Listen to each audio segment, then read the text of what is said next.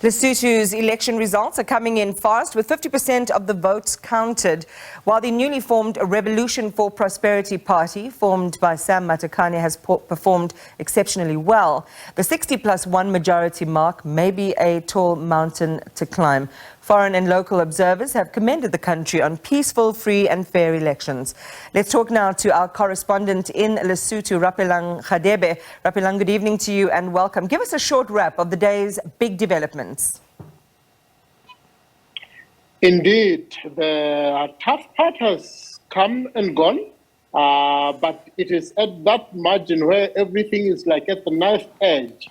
You have the RFP that is so close to power, but there's about a few seats that they might be short of and might have to consider a coalition perhaps for them not to be able to have that outright majority. Right now, the convention center, the results center, is just left with about 20 constituencies. They are at 60 out of 80 constituencies. And from there, this is where now the negotiations of the compensatory vote, because Lesotho has 120 seats, 80 can be from constituencies, but the 40 are now compensatory seats based on the proportional and the performance of each party. So that is where now the real stuff will begin. But it looks like RFP has performed exceptionally well with what looks like a protesting vote,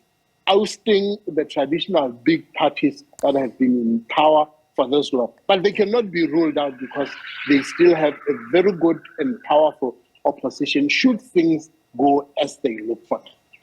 Well, let's delve a little bit deeper into the Revolution for Prosperity. What has driven its popularity?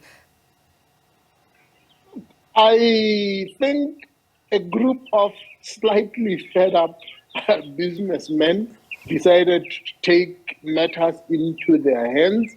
They sold the idea mostly to the young people, and they went very vigorously.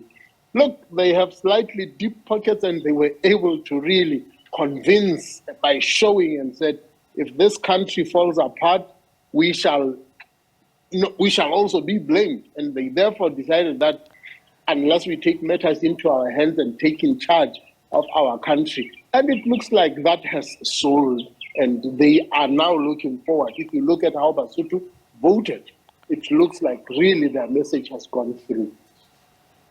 So share with us what's, and that's quite interesting and exciting to know. So there is, one would say, some young energy that's driving that agenda because you want to return to a situation where the job prospects are heightened and young people feel like they have a future in their own country. Tell us a little bit more about the opposition and how the evening is expected to play out. Absolutely.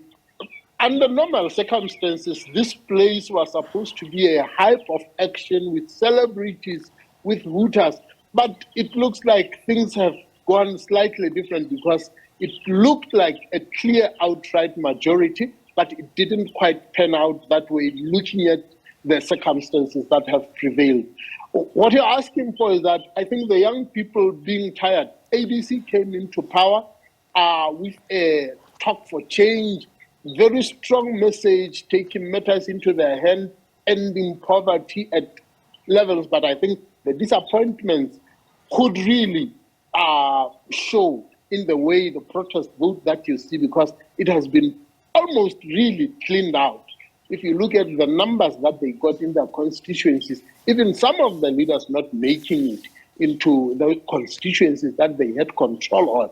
So you can tell that this is a constituency that when people decide they can turn around, you can never rely that you have them under your control or under your spell. So they are the ones who say, we give you 5 years. If you don't do what you promised, we have that power to change that vote. And for this time, that vote was exercised. Yeah, I want to ask you a final question, which I asked one of our analysts yesterday. You know, this sincerity that seems to be in the atmosphere to honor the vote, to respect the results of the polls. And, you know, I'd like for you to talk a little bit more about that. You're witnessing it firsthand. And, you know, about whether Lesotho might be on the cusp of a new and stable future. I would really doubt if just the atmosphere itself, it's relaxed, it's calm. You listen to the radio stations, which usually will give you a good indication, and if you go to social media, there is a relative mood of acceptance, accepting that the people have decided.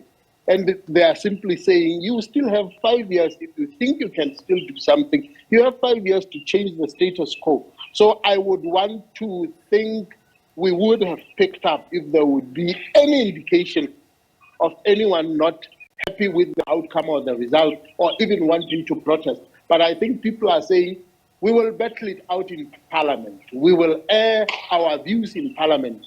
We asked tough questions to the SADC Observer Mission this afternoon and saying, what is your input when you make recommendations and urges and they are not implemented?